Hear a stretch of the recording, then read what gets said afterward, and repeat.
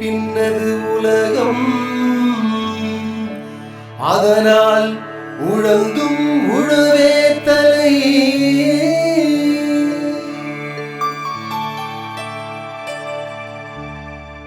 வணக்கம், என் பேர் சுப்பிரமணி. எனது சொந்த ஊர் சங்கராபுரம் பக்கம் ரங்கப்பனவர்.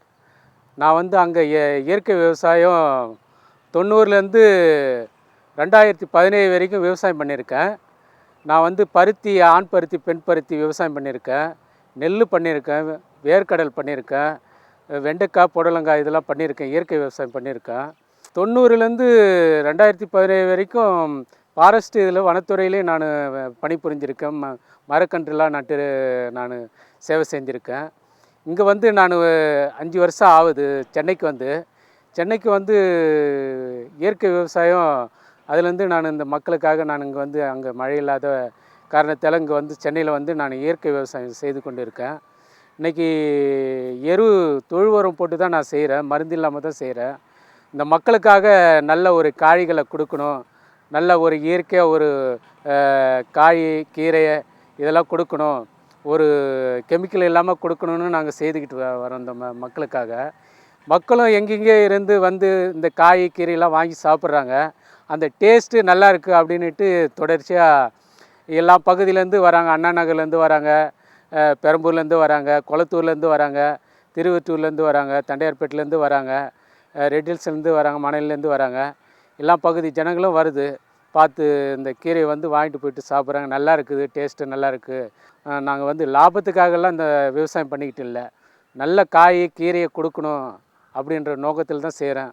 இந்த இடம் நமக்கு சொந்த இடம் கிடையாது, ரீஸுக்கு எடுத்து தான் நான் வாடகை கட்டி தான் நான் இந்த பூமியை எடுத்து நான் மக்களுக்காக செய்து கொண்டு. எல்லாம் இன்றைக்கி இயற்கை விவசாயம் இல்லாமல் அழிஞ்சு போனதால், எல்லாம் ஹைப்ரேட் வந்ததால், எல்லா மக்கள் அந்த பெருசாக ஹைப்ரேட்டு தான் விரும்புகிறவங்களோசரம் இயற்கை ஒரு காய் வகைகளை வாங்கி சாப்பிட்டாக்கா மக்களுக்கு எந்த ஒரு நோயும் அணுகாது, மக்களும் ஆரோக்கியமாக இருப்பாங்க. இன்றைக்கி எல்லாம் கெமிக்கலை சாப்பிட்டு எல்லா நோயும் உடம்புல நமக்கு சேர்ந்துக்குது. ஆஸ்பத்திரின்னு எல்லாம் இன்றைக்கி பார்த்தா எல்லா மக்களும் ஆஸ்பத்திரிக்கு தான் போயிட்டு இருக்கிறாங்க. இயற்கையை நம்ம விரும்பினாக்கா நம்ம வீட்டிலே பண்ணிக்கலாம். வீட்டிலே அவங்கவுங்க வீட்டிலே ஒரு மாடியில் ஒரு 5 செடி, கத்திரிக்காய் செடி, மிளகாய் செடி, தக்காளி செடி, இது போல் இயற்கையாக காய்கறிகளை வச்சு நம்ம நல்லா சாப்பிட்லாம். இயற்கையாக நம்ம உணவு நம்ம சாப்பிட்டா தான் நம்ம உடல் வருங்காலத்தில் நமக்கு ஆரோக்கியம். நம்ம எல்லாம் இயற்கையை விட்டுட்டு நம்ம ஹைப்ரேட்டே தேடி போயிட்டு இருந்தாக்கா நம்ம ஆஸ்பத்திரி தான் நம்ம தேடி போகணும் கடைசியில். இப்போ சென்னைக்கு நான் 2017 சென்னைக்கு வந்தேன். எங்கள் திருவண்ணாமலை ஐயாவும் எங்கள் ஓனர் ஐயாவும் காசி, கேதார்நாத் இது போல் கோவிலுக்கு இப்போ சுற்றுலாத்தலம் போகும்போது எங்கள் ஓனர் ஐயா இடம் நம்மளுக்கு சென்னையில் இடம் இருக்குது, விவசாயம் நல்ல விவசாயம் இருந்தால் பாரு அப்படின்ட்டு சொன்னாங்க.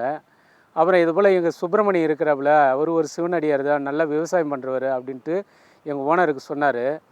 நாங்கள் பார்த்தோம். அப்புறம் எங்களை திருவண்ணாமலையும் பார்த்தாங்க எங்கள் ஓனரு. அப்புறம் நாங்கள் இந்த இடத்த பார்த்ததும் காடு போல் இருந்தது இந்த இடம். மரமட்டை எல்லாம், செடி கொடி எல்லாம் கண்ணாடியுமாக பேப்பருமாக இருந்தது. இந்த இடத்த நாங்கள் எல்லாம் கிளீன் பண்ணி பொன் விளையும் பூமியாக, மலரும் பூமியாக இந்த பூமியை மாற்றினோம். நாங்கள் இந்த பூமி எல்லா மக்களுமே இந்த பூமி இப்படி இருந்த பூமி மலரும் பூமியாகவே ஆக்கி இருக்கிறாங்களா அப்படின்ட்டு சந்தோஷமாக அங்கே 3 ஏக்கர் ஃபஸ்ட்டு பயிர் பண்ணேன்.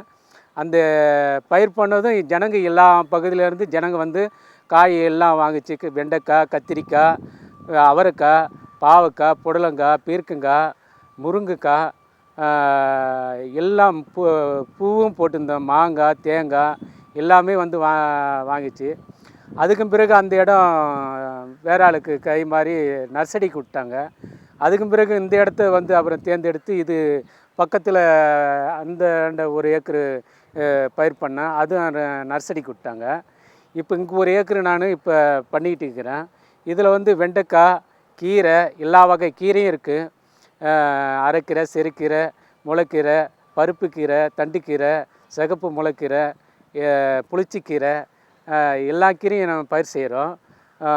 கொத்தவரங்காய் இருக்குது, புடலங்காய். இப்போ நாட்டு காய்களாகவே நான் தேர்ந்து விதையை உருவாக்கி வச்சுருக்கேன். சிறகவரை, பூனைக்காளிலாம் வந்து நல்லா அது நாங்களே சாப்பிட்டு பார்த்தோம். அது ஒரு ஐயா இயற்கை விவசாயத்துலேருந்து கொடுத்தாங்க. அந்த விதை வந்து இப்போ உற்பத்தி பண்ணி வச்சுக்கிறேன். நிறைய விதை போட்டு இந்த வருஷம் நிறைய மக்களுக்காக உற்பத்தி பண்ணி காய் கொடுக்கலான்ட்டு இன்றைக்கி பூனைக்காளிலாம் வந்து அவ்வளோ மருத்துவ குணம் உள்ளது பூனைக்காளி. அதெல்லாம் மக்களுக்கு தெரியாமல் இருக்குது. அந்த காயெல்லாம் வெளியே வர மாட்டேங்குது. அந்த காயை நான் வந்து இயற்கையாக நான் இந்த வருஷம் பயிர் பண்ணி மக்களுக்கு எல்லாம் கொடுக்கணும்னு எனக்கு ஆசையாக இருக்குது. நாட்டு காய், நாட்டு சுரக்காய், நாட்டு அவரைக்காய், சிறகவரை இதெல்லாம் நாட்டு காய்களாகவே இப்போ உருவாக்கி கொடுக்கலான்னு மக்களுக்காக நான் இப்போ வந்து எல்லாம் முயற்சி பண்ணி இப்போ விதையை சேர்த்து வச்சுருக்கேன் நான். எங்களுக்கு வந்து இது ஒன்றும் கட்டுப்படி ஆகல. மாதம் 10,000 வாடகை கொடுக்குறோம் இதுக்கு. அவங்க இதே கட்டுப்படி ஆகல, எங்களுக்கு ரேட்டு சேர்த்து கொடுன்றாங்க. நாங்கள் ஒன்றும் தெரியாத இப்போ முயற்சிக்கிட்டு இருக்கிறோம். நாங்கள் ஓனர்கிட்ட வந்து எங்களுக்கு லாபம்லாம் எதுவும் இல்லை. நான் இந்த மக்களுக்காக நல்ல காய்களை கொடுக்கணுன்னு நாங்கள் சேவை செய்துக்கிட்டு இருக்கிறோம். இதை ரேட்டு சேர்த்து கேட்டால் நாங்கள் எப்படி கொடுக்கறது? இது நாங்கள் பிஸ்னஸை பண்ணுறோம் அப்படின்ட்டு நாங்கள் கேட்டுருக்கோம். இப்போ இந்த பூமி வந்து மணல் பூமிங்க ஐயா. இது வந்து களிப்பான மண் இல்லை, மணல் பூமி. என்ன தான் தண்ணி பாசினாலும் மண் வந்து வறண்டுடுது. நாங்கள் கடுமையாக தான் இதுக்கு தண்ணி பாசிக்கிட்டு வரோம். தண்ணி வந்து நல்ல தண்ணி தான். இதில் இந்த மணல் பூமின்றதால எங்களுக்கு எம்மன் தண்ணி விட்டாலும் காஞ்சிடுது. எங்களுக்கு ஈரம் கட்டி கொடுக்கல இந்த மண் வந்து. இப்போ பாருங்கள், இதெல்லாம் வந்து இயற்கையாக வந்து இந்த இடத்துல வந்து எருவு கொட்டின இடம். நல்ல செடி இந்த இடத்துல சேமியாக நல்லா தளன்னு வருது. நல்லா எருவு போட்டோம்னாக்கா நல்லா செடி வரும். நம்ம எருவு தான் பயிருக்கு வந்து முக்கியமான இது. அதே போல் பாருங்கள், இந்த எருவு இல்லாத கொட்டின இடத்துலையும் எருவு இல்லாத இடத்துலையும் இந்த பக்கம் பார்த்துக்கா செடியெல்லாம் அப்படியே அழுத்தமாக இருக்குது. அதுதான் வந்து மண்ணுக்கு வந்து வளமாக கொடுக்கறது வந்து இந்த பசும் சாணம் தான் மண்ணுக்கு வளமாக கொடுக்குற தொழு உரம் தான் நமக்கு இயற்கை உரம். இந்த பக்கம் பார்த்திங்கனாக்கா அப்படியே எரு இந்த பக்கம் போடலை. இது வந்து இயற்கை இந்த இடத்துல எரு கொட்டியிருந்ததால் இந்த இடத்துல நல்லா இருக்குது. இந்த பக்கம் செடி அழுத்தமாகவே இருக்குது. அப்போ தான் நான் கண்டுபிடிச்சேன், எருவு தான் முழு காரணம். எருவு இருந்தாக்கா பயிர் நல்லா வரும். ரசாயன உரத்தோட எருவு தான் முக்கியமான இது. அதுக்கு முந்தையெல்லாம் எங்கள் பாட்டி எங்கள் அப்பாலாம் வந்து தொழு உரம் தழை எல்லாம் போட்டு தான் விவசாயமே பண்ணாங்க. நானும் அவங்க கூடலாம் போயிட்டு தழை போட்டு இருக்கேன். விவசாயம் எருவு போட்டு கடுமையாக உழைச்சி விவசாயம் பண்ணாங்க எங்கள் அப்பா எங்கள் பாட்டிலாம் அவங்க காலத்தில். இன்றைக்கி எல்லாம் கெமிக்கல் வந்ததால் கெமிக்கலே பயன்படுத்துறதால தான் உடம்புக்கு தான் கேடு. நாங்கள் எதுவும் கெமிக்கல்லாம் எதுவும் பயன்படுத்தலை. மருந்துலாம் நாங்கள் இதுக்கு பயிருக்கு எந்த மருந்து அடிக்கலை. நாங்கள் மருந்து அடித்து நான் அனுபவப்பட்டு இருக்கேன். அந்த மருந்து அடித்தா மருந்து அடிக்கடிக்கு புழு தான் அதிகமாக உருவாகுது.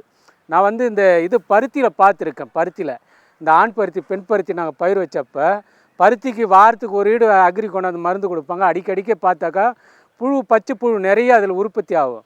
அதே மருந்து அடிக்காத கூட பார்த்து அதில் புழுவே அதிகம் வராது. அதுபோல் நான் வந்து நேச்சுரலாக அது பார்த்துருக்கேன். இப்போ நாங்கள் இந்த விவசாயம் பண்ணுறதோ அன்னன்னைக்கு அப்பப்போ காய் பறித்து கொடுக்குறதால அந்த புழுவெல்லாம் காயில் எதுவும் தாக்காது. நமக்கு வந்து நல்ல காயை வந்து நமக்கு வந்துடும். நமக்கு ஏதாவது ஒரு செடி பூ தாக்குதுனாக்கா அதை நாங்கள் அந்த செடி பிடிங்கி போட்டுருவோம். நாங்கள் மருந்தெல்லாம் அடிக்கிறது இது கிடையாது. மருந்து அடித்தோம்னாங்க நம்ம திரும்பி அடிச்சுக்கிட்டே தான் இருக்க சொல்லணும். அவனு அந்த மருந்து அடிக்க புழு வர மாரி அதில் ஏதோ ஒரு கெமிக்கல் கலந்து பூச்சி வர மாரி பண்ணிடுறானு. மருந்து வந்து நாங்கள் இங்கே இப்போ அடிக்கிற வேலையே கிடையாது. மருந்தே அடிக்கிறது இல்லை. எப்படின்னா நான் வந்து மருந்து அடித்து என் உடம்பு வந்து பருத்தியில் வந்து நான் அதை பார்த்துருக்குறேன். நான் அந்த பருத்தி ஆண் பருத்தி பெண் பருத்தியில் மருந்து அடித்து அந்த அடிக்கடிக்க புழு பூச்சி தான் நிறைய வரும். அதிலே வந்து அந்த மருந்து அடிக்கடிக்க அந்த புழு வர மாரி பூச்சி வர மாரி அவனுக்கு கொடுத்துருவானுவேன். நான் இந்த 5 வருஷமாக இந்த இயற்கை இது பண்ணதுக்கு பிறகு இந்த மக்கள் தொலைக்காட்சி இது பார்த்து மலரும் பூமியை பார்த்து நாங்கள் வந்து இந்த மருந்தே அடிக்கிறது இல்லை. மருந்து அடிக்க தான் பூச்சி அவனுக்கு வர மாரி உண்டாக்கிறானுவேன். நாங்கள் மருந்து அடிக்காத அதை நாங்கள் பார்ப்போம் அப்படின்ட்டு பார்த்து காய் வந்து அப்பப்போ நாங்கள் பறிச்சிடறோம். காயை அன்னன்னைக்கு இப்போ காய் பறிச்சிடறோம். அதனால் வந்து பூச்சி அதில் காயில் தாக்காது, பூச்சி செடிக்கு வராது. நாங்கள் வந்து இது இயற்கையாக நாங்கள் இதை வந்து எங்கள் கண் கூட நாங்கள் வந்து இதை எங்கள் அனுபவ நீதியை நாங்கள் பார்த்துருக்கோம். நம்ம மருந்தே அடிக்காமல் நம்ம வந்து இயற்கையாக அது போல் பார்த்தோம்னாக்கா மருந்தே அடிக்க தேவையில்லை. நம்ம மருந்து அடிக்க தான் அது அதில் வந்து அந்த கெமிக்கல் வாசனைக்கு அது பூச்சி எங்கே இருந்தாலும் அந்த வாசனைக்கு வந்து செடியை தாக்குது. மருந்தே அடிக்கக்கூடாது.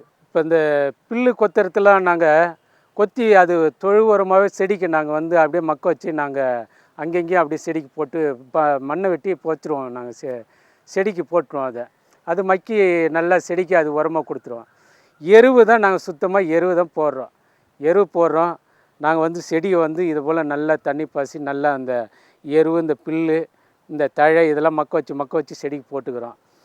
கையால் தான் நாங்கள் எல்லாம் கையால் மண்ணை நல்லா தளர கொத்தி கையால் தான் நாங்கள் விவசாயம் பண்ணுறோம். எங்கள்கிட்ட ஒரு உழவு மிஷினு, பவர் டில்லரு எதுவுமே எங்களுக்கு கிடையாது. இங்கே டிராக்டரையும் கிடைக்காது.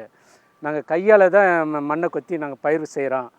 நாங்களே தான், நான், எங்கள் வீட்டில் எங்கள் மனைவி, நான், என் தம்பி, நாங்கள் 3 பேரும் இப்போ செய்துக்கிட்டு இருக்கிறோம்.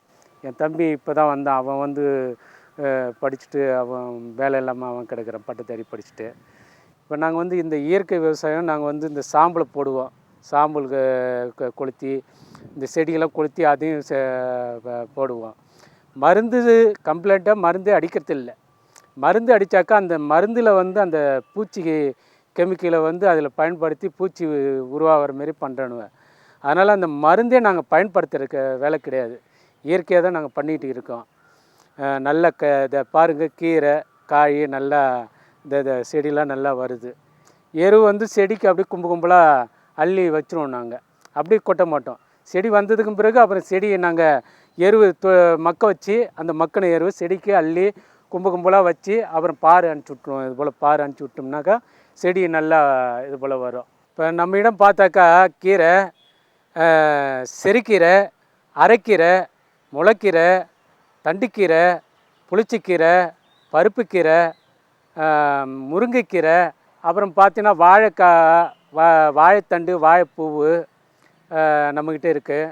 மூலிகை செடியில் வந்து மூக்கரட்டை கீரை, கரிசலாங்கண்ணி கீரை, மஞ்சள் கரிசலாங்கண்ணி கீரை, வெள்ளை கரிசலாங்கண்ணி கீரை, தலைமுடிக்கு வந்து போடுறதுக்காக நிறைய பேர் வந்து வாங்கிட்டு போவாங்க. செம்பருத்தி இலை, செம்பருத்தி பூவு, கருவேப்பிலை, கரிசலாங்கண்ணி, அவரி, சவுரி, இதெல்லாம் வந்து நாங்கள் இயற்கையாக மக்களுக்கு ஒரு கூந்தலுக்கு எண்ணெய் நீங்களே இயற்கையாக செஞ்சு தடவுங்க அப்படின்ட்டு சொல்லி நாங்கள் பறித்து கொடுப்போம். வெள்ளை கரிசலாங்கண்ணி தலைமுடிக்கு. மஞ்சள் கரிசலாங்கண்ணி வந்து கடைஞ்சி சாப்பிட்றதுக்காகவே வாங்கிட்டு போகிறாங்க. வாரத்துக்கு ஒரு இடம் அது சாப்பிட்டுக்கிட்டு வந்தால் அது மருத்துவ குணம். அதில் நிறைய மருத்துவ குணம் இருக்குது. ஆணை நெரிஞ்சல் இருக்குது எங்ககிட்ட. ஆணை நெரிஞ்சல் அதுவும் கிட்னி கல்லை கரைக்கும். மூக்கரட்டை கீரை அதுவும் கிட்னி பிரச்சனை எல்லாம் சரி செய்யும்.